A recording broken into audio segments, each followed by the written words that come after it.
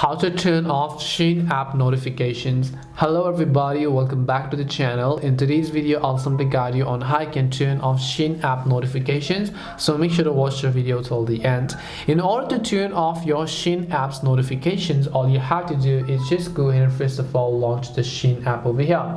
Let's say you receive constant marketing emails or marketing notifications, and then you don't want to receive those notifications. Here you can see the messages and everything else. You want to just turn this thing off. Well, you can do this. Now to do this, you have to turn off the notifications from your settings. So open the settings app on your phone, look for the option called notifications. Then right over here you'll see different types of option. Now you can see app notifications, tap on it, and then under it you basically have to just search for the Shein app over here. So you can see Shein, currently it's turned on. You just want to turn this off and then you will no longer receive Shein app notifications. That's it on how you can turn off Shein app notifications. Hope this video was helpful, and if it did help you, make sure to leave a like and subscribe to the channel. If you have got any more questions, feel free to leave them down. Thank you very much for watching, and see you in the next video.